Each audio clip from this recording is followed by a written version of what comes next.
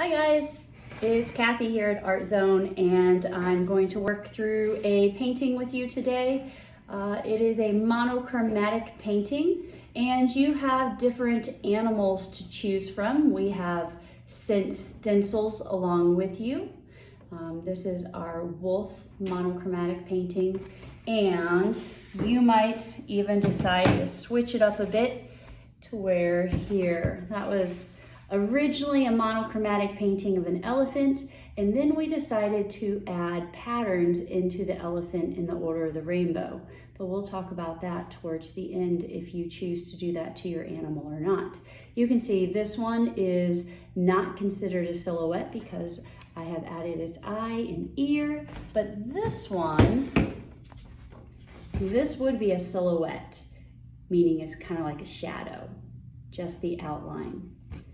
All right, we're gonna put this right up here so we can look at it while we are creating today. Your paint palettes are hopefully ready for you, and inside of them you should have some white and black.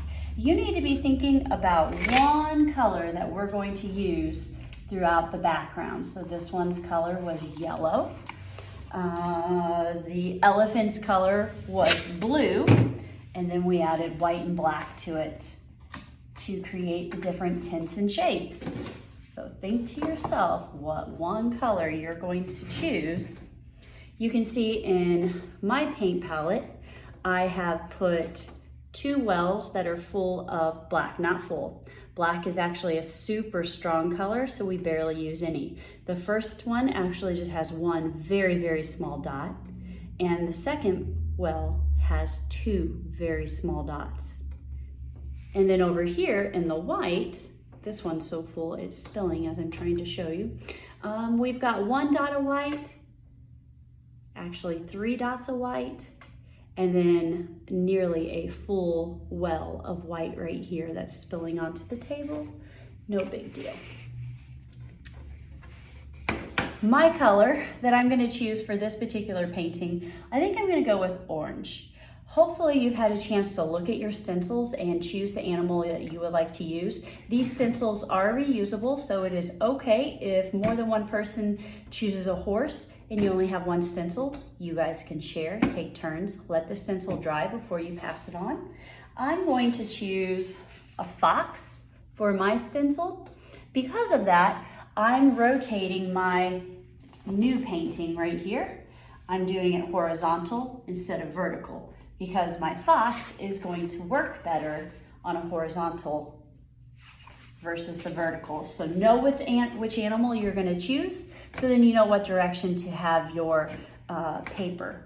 Now that I have that all set up, I'm gonna go ahead and top all of these off with orange. So I'm gonna completely fill the wells right on top of my black, both black, right on top of my white.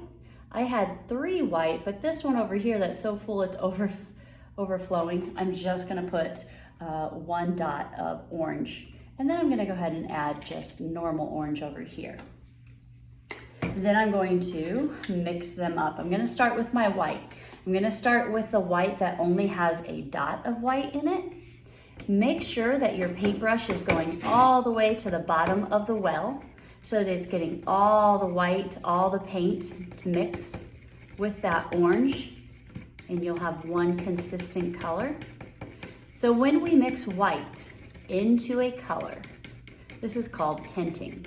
So I am tinting the orange, and then over here, hopefully it's going to be a little more orange than that first one. So we're getting just a little darker each time. And then this last one is just barely going to have white to it. You'll also notice that I did not clean my paintbrush each time. I just kept going because I'm going into the whites each time. I do not need to clean out my paintbrush. I am using the back of the paintbrush. I'm not using the bristles, because then all my paint would just get stuck in the bristles and ruin them anyways. Now that I'm done mixing my white, I will take a towel, wipe that paintbrush off, and now I'll start on my black. Get all the way to the bottom of that well. Now, if it turns completely black, then you've put too much black into the well. And we're gonna have to work on that one, not a problem. So this one I'm stirring right now was my 1 dot of black. My other one was my 2 dots of black, and it took over. So I'm gonna try and thin that one out some. I'm gonna take some of that super dark and move it over so that I can add more orange.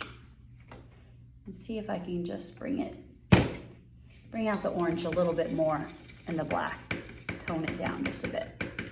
So we talked about when you mix white into a color, it's called tinting. When you mix black into a color, it's called shading. I like the shade. There, that's gonna work better. So now it gets slightly darker before it gets nearly all black. We will use some all black here in a bit. So I'll go ahead and put that in my paint palette so that it is ready. I'm actually gonna put it in the middle of my paint palette, and not too much. I don't want it to accidentally get into my other colors. Okay, we are ready. When I'm using my paintbrush, I don't need to dip to the bottom of my paints. That just gets all the paint stuck up in the bristles. We don't need that. I am gonna start with my lightest. So right here, the one that had the most white in it. And I'm gonna start at the top, and make sure you're just going back and forth. I don't wanna go back and forth and up and down. Then it's gonna look all scribbly. Canvases have edges. So right here, see how those edges? A canvas isn't flat like paper. I'm actually painting on paper right now. Since I have an example already done on canvas, I'm gonna do it on paper for you guys. But here, when you're doing your canvas, go ahead and wrap it around and paint your edges. It kind of brings it all together. Now you decide how far down you want to take that lightest of your color. Make sure you're going all the way back and forth, really spreading that paint out. I am not going to clean my paintbrush. I'm going to go to my next color, and I'm going to add it in. Now my goal here, I would like to kind of blend it gradually, so where it just slowly turns into each different color. So to do that, I'm gonna have to paint up into that white area that I've already done. And I'm also gonna dip into my lightest color again, and I'm gonna go right back over it. So I'm gonna blend them together back and forth. You need to be using a lot of paint right here. Don't go skimpy on your paint. Make sure you're using enough. And then I'll go back to my medium orange again. I'm gonna start going a little lower. And then I'm gonna go all the way to my darker of the tints. Remember, the tints are mixed with white. Once again, you can go back and forth into that area. So I can go to my medium again, go back over it, work into it so it's more of a gradual blend and kind of going back and forth. I'm not cleaning out my paintbrush. I don't need to. It's just wasteful at this point. Hopefully you're close to the bottom of your canvas, because at this point I'm going to go into just regular orange, and I'm going to put some of that. I'm actually going to take the regular orange all the way down. I'll come back and add some black into it in just a bit.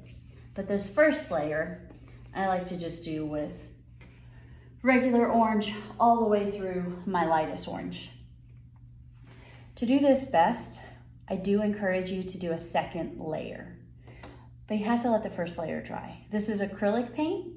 Acrylics are just going to peel back up off the canvas if you add it back on while it's wet. We are using apple barrel paint. It's kind of a thin paint. So that's why we usually encourage you to do 2 coats to really cover up the canvas grains that are in there. So I would either blow dry it or wait about 10 minutes, let it dry on its own, come back, do another layer. I have already painted one for the second layer, so I don't really have to let this one dry. I'm gonna go ahead and start again, even though mine is still wet. It will be fine because this is not the paper I will be completing on. I have one sitting to the side. Once again, I'm gonna start with that lightest orange, but before I do that, I will wipe my brush off some, get some of those darker oranges out. It looks like I ran out of my lightest orange, so I'm gonna put some more back in there. Use the small paintbrush, the back of the paintbrush, dip into my regular orange and mix it in so I can get a nice light orange again. And then once again, we're gonna start at the top. I did not use water to clean my paintbrush. I just wiped it out. As long as you're not letting your paintbrush dry. Now, if you're leaving it long enough that your paintbrush will dry, go ahead and clean it out and then start again. And I'm gonna work my way through all those oranges again. This time I am going to add my shades. That means my orange mixed with my black. But it's going to be towards that bottom. Notice every now and then I'm working my way back up the painting too, because I'm just trying to blend it. Big brush strokes all the way across. You can do as many layers as you want until you get an even painting that you're happy with. And I'm switching to my regular orange. I'm towards the bottom. And now I'm gonna switch and I'm gonna add some of those tints in. I'm gonna start with my lightest tint. And I'm not gonna go very high up into the canvas because I don't want my dark to take over.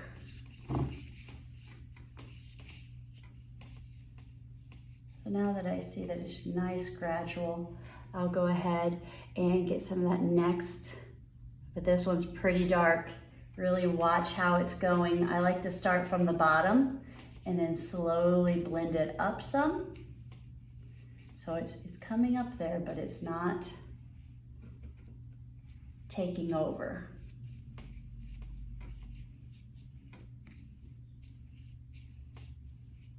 And then eventually, I'm gonna go to some really dark. If you have to touch black, that works too. But this time I'm gonna try and keep it right at the bottom.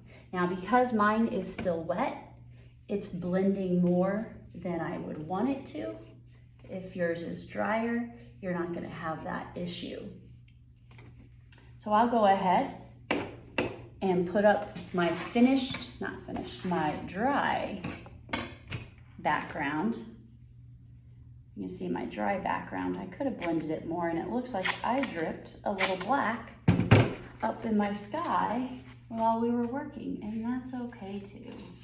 I could always go back over that and cover it up. I'm just gonna put that right over here so that we can continue working. I'm gonna wipe my paintbrush out.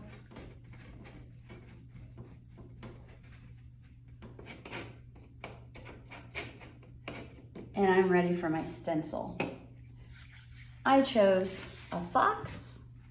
So since this is dry, if you've just completed your second layer on your sky, let your canvas dry. Set it to the side or find a blow dryer. It's gonna take about 10 to 15 minutes, depending on how thick your paint is. But here I am, ready to put my stencil on top. We do reuse these stencils. They last pretty far if you take care of them. I'm just gonna tape it down. If your stencil has like maybe the head of the fox is right here and the edge of your stencil is there, you'd want to put a piece of tape all the way down. Do you see how I taped up the edge of this? So you could actually tape your stencil all the way around the edge to your canvas, and that's going to help make sure that you don't accidentally paint into your background when you're adding your animal on. I got a few little pieces here that are coming up, so I'm going to take some tape, I'm going to curl it, I'm going to stick it under there and hold that down, and then put some down here so it will stay down too. So this part, go ahead, put your paintbrushes in water, make sure they're out of your way. This part's done with a sponge. Do not submerge your sponge in the paint. You're gonna have too much paint. So you're gonna take that paint, you're gonna barely touch it. Preferably you'd have a paper towel beside you or something that you can sponge on for a minute. So I'm gonna take this, I'm gonna sponge. I'm not pushing hard. What I'm trying to do is to get the paint to even out on top of my sponge. So I don't want any globs of paint. Now I'm ready to start sponging it in. I like to hold my stencil down. If you push too hard with your sponge, it's going to put paint right underneath your stencil, and then you're gonna have a little bit of fixing to do. So don't push hard, just go slow. Tap it. This is not a paintbrush, it's a sponge. So tap it up and down. Don't worry about the texture. The texture will go away as your paint dries.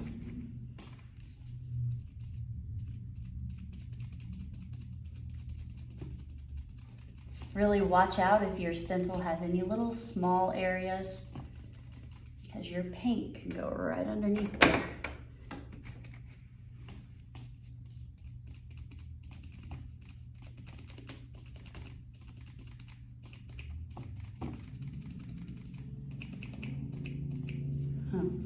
My sponge is splattering a little. You kind of have to watch that. Luckily, my stencil is covering most of my painting, so it's not splattering onto my painting.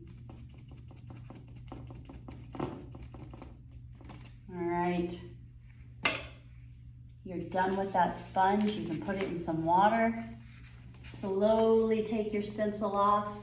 Find the spots where you've taped it down so you don't smear it.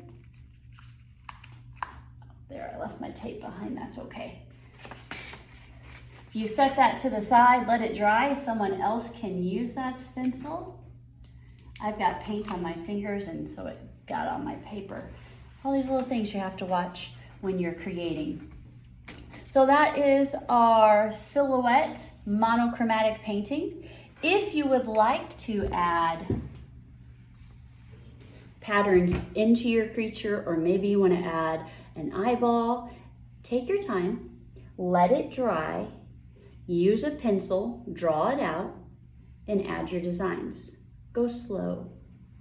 Thank you for joining us in our painting today, and we look forward to creating with you again.